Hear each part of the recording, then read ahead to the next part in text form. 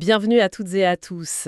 Aujourd'hui, on plonge dans les chiffres et les enjeux des engrais au Sénégal. On s'appuie sur une analyse assez récente. Notre objectif, c'est vraiment de décortiquer les données clés pour essayer de mieux saisir la situation là-bas. Alors, pour commencer, quelques chiffres. Ça donne une idée, hein. Le Sénégal consomme en moyenne 170 000 tonnes d'engrais par an. C'est pas rien quand même. Oui, c'est un volume important à l'échelle du pays, hein, tout à fait. Mais il faut tout de suite mettre ça en perspective. Vraiment. Déjà, le taux d'application. En Afrique de l'Ouest, on est autour de 20 kilos par hectare, en moyenne. 20 kilos, d'accord. Et si on compare à la moyenne mondiale, là, on parle de 146 kilos. Ah oui, 146. C'est un gouffre. Exactement. L'écart est immense. Et même si on regarde juste dans la région, en Afrique de l'Ouest, en 2023, le Sénégal a consommé environ 150 000 tonnes. Bon, mais ça le place derrière pas mal de pays. Le Nigeria, bon, c'est une autre échelle, hein, plus de 1,6 million de tonnes. Oui, là, c'est incomparable. Mais même la Côte d'Ivoire, c'est 458 000 tonnes. Le Mali, 434 000. Puis le Bénin, le Burkina Faso, le Ghana, ils sont tous au-dessus. D'accord. Donc une consommation notable pour le Sénégal, mais relativement modeste dans la région finalement. C'est ça, il faut avoir ça en tête. Et cette consommation sénégalaise, on sait ce qu'il y a dedans. Quel type d'engrais? Oui, on a la répartition. Alors, en gros, les engrais NPK, vous savez, azote, phosphore, potassium, ça, c'est presque la moitié, 46%. D'accord. Le NPK en tête. Ensuite, on a l'urée. C'est un engrais azoté simple. Ça représente un quart, 25%. Mhm. Puis le DAP, le phosphate diammonique, c'est 10%. Et le reste, 13%, ce sont d'autres types d'engrais plus spécifiques. Ok. Donc NPK et urée, c'est vraiment les deux principaux. Le pays en produit, hein. On a parlé des ICS, les industries chimiques du Sénégal. Elles ont déjà sorti plus de 100 000 tonnes pour la campagne 2025, c'est ça? Et livré 93 000 aux distributeurs. Oui, il y a une production locale significative. Mais la question c'est, est-ce que ça suffit? Est-ce que le pays est autonome? Et la réponse est non. Le Sénégal participe au commerce international. C'est-à-dire? Il importe, il exporte, les deux. Il exporte en moyenne à peu près 128 000 tonnes d'engrais minéraux chaque année. Ah oui. Ce qui représente une valeur non négligeable, hein, environ 30 milliards de FCFA. D'accord, donc il y a une capacité d'exportation. Intéressant. Oui, mais attention, faut regarder l'autre côté de la balance, les importations. Hum, Et là, les chiffres sont plus élevés. On importe en moyenne 179 000 tonnes par an. Ah, donc plus que ce qu'on exporte. Oui, et ça coûte cher, hein, 57 milliards de FCFA en moyenne. Donc, la balance commerciale est déficitaire sur ce point. D'accord. Déficitaire. Et il y a un point crucial, vraiment, quand on regarde le détail des importations pour l'agriculture. C'est l'urée, L'urée. le deuxième engrais le plus consommé. Exactement. Eh bien, l'urée représente souvent plus de 60% des quantités importées. Plus de 60%. Mais attendez, ça veut dire qu'on exporte certains trucs, mais pour l'urée, qui est hyper importante, on dépend massivement de l'extérieur. C'est exactement ça.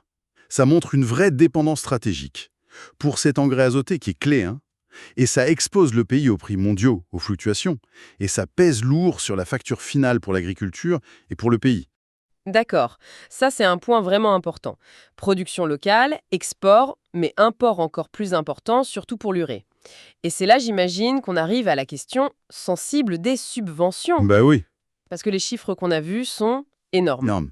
On parle d'un niveau historique. 120 milliards de FCFA de subventions pour les intrants agricoles au Sénégal. C'est colossal, effectivement. Alors, on nous dit qu'il y a des efforts, hein, pour la transparence, l'équité, un projet de numérisation de la distribution.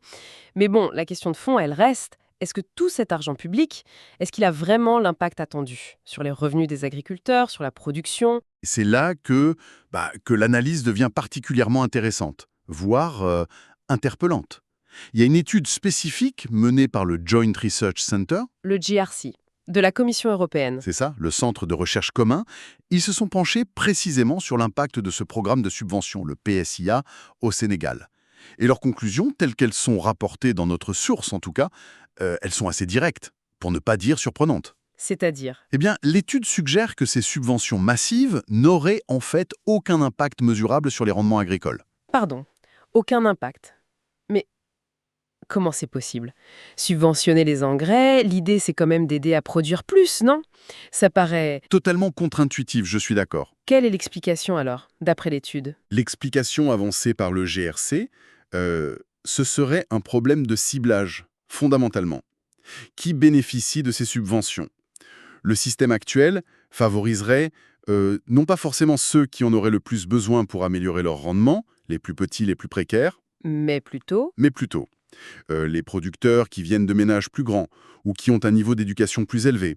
Aussi ceux qui sont considérés comme plus aisés. Et surtout, un point clé, ceux qui ont ce qu'on appelle un capital social important. C'est-à-dire? Un bon carnet d'adresses, En quelque sorte, oui. Ceux qui sont bien connectés, quoi. connecté aux administrations locales, aux organisations paysannes qui pèsent, aux comités qui décident de la distribution des entrants. D'accord. Donc si je résume la logique pointée par l'étude, l'aide irait davantage vers ceux qui sont déjà, disons, mieux installés? C'est l'idée. Mieux intégrés. Peut-être moins dépendants de cette aide spécifique pour produire, ou qui ont déjà d'autres moyens d'optimiser. Et donc l'impact sur l'augmentation globale des rendements serait faible, voire nul. C'est ça. L'étude suggère que l'impact marginal de la subvention, à cause de ce biais dans la sélection des bénéficiaires, serait proche de zéro. C'est quand même fou. On parle de 120 milliards. Ça pose une question d'équité, évidemment, si les plus fragiles ne sont pas prioritaires, mais aussi une question d'efficacité pure et simple, de la dépense publique. Exactement. C'est la conclusion que suggère cette analyse du GRC, en tout cas telle que rapportée. Et notre source, elle va même plus loin. Elle utilise des mots assez forts. Elle parle de véritable injustice. Ah oui. Oui. Et selon l'auteur de cette analyse, l'injustice viendrait surtout d'un manque de transparence. On ne saurait pas précisément qui sont les gros bénéficiaires, quelle quantité ils reçoivent exactement. Et la source dit même qu'aucun ministre de l'Agriculture n'aurait eu le courage politique de publier ces infos et de s'attaquer au problème. C'est une critique assez directe sur la gouvernance de ces aides, effectivement. Ça touche à la redevabilité, à l'utilisation de l'argent public. Si l'objectif affiché, c'est d'aider l'agriculture, surtout les plus vulnérables, il faut pouvoir vérifier si les moyens mis en œuvre fonctionnent. Et là, cette étude du GRC, elle jette un doute sérieux en pointant ce problème de ciblage. On a donc un tableau assez complexe. D'un côté, des efforts de production, une présence sur le marché international, Mais aussi des dépendances, notamment pour l'urée. et surtout ce programme de subventions énorme dont l'efficacité est remise en question. C'est le grand paradoxe qui ressort, oui. Des sommes considérables engagées par l'État, mais un résultat potentiel sur les rendements qui serait décevant, d'après cette évaluation. Ça interroge forcément sur l'allocation des ressources. Bon alors, si on essaye de synthétiser, qu'est-ce qu'on retient de tout ça? Premièrement, une consommation d'engrais au Sénégal qui est significative pour le pays, mais qui reste faible par rapport aux standards mondiaux et même à pas mal de voisins. C'est ça. Deuxièmement, le Sénégal est un acteur du commerce. Il exporte, mais il importe encore plus, avec une grosse dépendance à l'urée importée. Ça pèse. Et troisièmement, le point peut-être le plus marquant, des subventions publiques massives, records même, mais dont une étude européenne sérieuse questionne l'impact réel sur les rendements. Oui. Et la raison avancée, c'est ce ciblage qui favoriserait les agriculteurs déjà mieux lotis ou mieux connectés, plutôt que ceux qui en auraient le plus besoin pour augmenter leur production. Hmm. Et si on élargit un peu la perspective, on voit bien le décalage potentiel. D'un côté, l'intention politique, soutenir les agriculteurs, améliorer la sécurité alimentaire, c'est louable. Et de l'autre, les résultats observés, ou du moins évalués par le GRC, qui suggèrent que ce programme spécifique, en l'état, n'atteindrait pas son but premier d'augmenter les rendements. Ça pose crûment la question de l'efficacité et de l'équité de ces dépenses. Tout à fait. L'analyse du GRC dit en substance, sans revoir le ciblage, l'argent investi risque de ne pas avoir l'effet espéré sur la productivité. C'est une réflexion qui nous amène à la dernière réflexion tirée de notre source. L'auteur insiste sur la transparence. Publier les données, qui reçoit quoi, combien. Ce serait une première étape. Mais il parle aussi de courage politique, le courage de réformer, si besoin, cette allocation d'aide, pour corriger ce que le texte appelle une injustice. C'est une réflexion qui va au-delà du Sénégal, en fait. Comment on conçoit des politiques de soutien agricole qui soient pas seulement bien intentionnées, mais vraiment efficaces? Et équitable. Comment on s'assure que l'aide va bien là où elle peut faire le plus de différence pour améliorer durablement la vie et la production des agriculteurs, surtout les plus petits?